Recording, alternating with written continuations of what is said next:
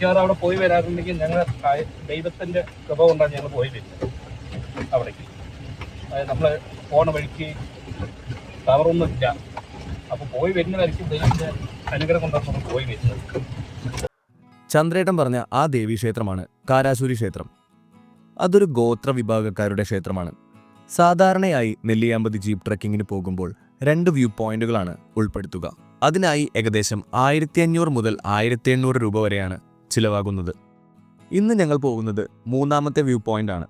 ഇവിടേക്ക് പോകാനായി 3000 മുതൽ 3500 രൂപ വരെ ഡ്രൈവർമാർ ചാർജ് ചെയ്യുന്നതായിട്ടാണ് എനിക്കറിയാൻ സാധിച്ചത്. നിങ്ങൾക്ക് നിങ്ങളുടെ നെഗോഷിയേഷൻ സ്കിൽസ് ഇവിടെ ഉപയോഗപ്പെടുത്താവുന്നതാണ്. എനിക്ക് 3200 രൂപയാണ് ഈ യാത്രയ്ക്കായി ചിലവായത്. ഈ കാണുന്നതാണ് ആദ്യത്തെ വ്യൂ പോയിന്റ്. നിങ്ങൾക്ക് പ്രകൃതി ഭംഗി ആസ്വദിക്കാനുള്ള കഴിവുണ്ടെങ്കിൽ ഈ ജീപ്പ് യാത്ര ഒരിക്കലും നിങ്ങളെ നിരാശപ്പെടുത്തില്ല. ഈ വ്യൂ പോയിന്റിൽ നിന്ന് നോക്കിയാൽ നെല്ലിയാമ്പതിയിലെ ചില ഭാഗങ്ങൾ നമുക്ക് കാണാം. വനത്താൽ ചുറ്റപ്പെട്ട മേഖല. കാട്ടിലൂടെ ഇത്രയേറെ സഞ്ചരിച്ചാണ് ഇവിടെ എത്തിയത് എന്ന് അപ്പോഴാണ് എനിക്ക് ഓർമ്മ വന്നത്. 2ാമത്തെ വ്യൂ പോയിന്റ് ലക്ഷ്യമാക്കി ഞങ്ങൾ യാത്ര തുടർന്നു. ഇതാണ് 2ാമത്തെ വ്യൂ പോയിന്റ്. ഇവിടെ എത്ര നേരം സമയം ചിലവഴിച്ചാലും മതിയാവില്ല എന്ന് തോന്നിപ്പോകും. ഭ്രമരം സിനിമയുടെ ചില ഭാഗങ്ങൾ ഇവിടെ ഷൂട്ട് ചെയ്തിട്ടുണ്ട് എന്ന് മുൻപ് വന്നപ്പോഴും ചില ജീപ്പ് ഡ്രൈവേഴ്സ് എന്നോട് പറഞ്ഞിട്ടുണ്ടായിരുന്നു.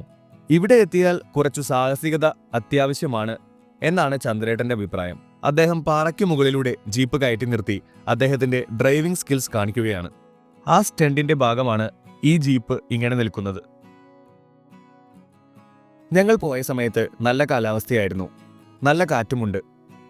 അത്രമേൽ മനോഹരമായ ക്ലൈമറ്റ്. കുറേ സമയം അവിടെ ചിലവഴിക്കാൻ ഞങ്ങൾക്ക് തോന്നിയെങ്കിലും കാരാസൂരിയാണ് ഞങ്ങളുടെ ലക്ഷ്യം എന്ന ബോധ്യം ഞങ്ങളെ തുടർയാത്രയിലേക്ക് നയിച്ചു.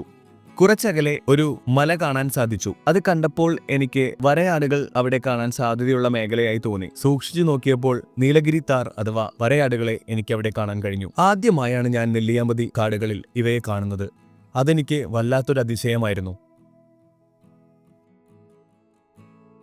കാലാവസ്ഥ പെട്ടെന്ന് മാറുകയാണ്. ക്ഷേത്രത്തിലേക്കുള്ള യാത്ര ഞങ്ങൾ തുടർന്നു.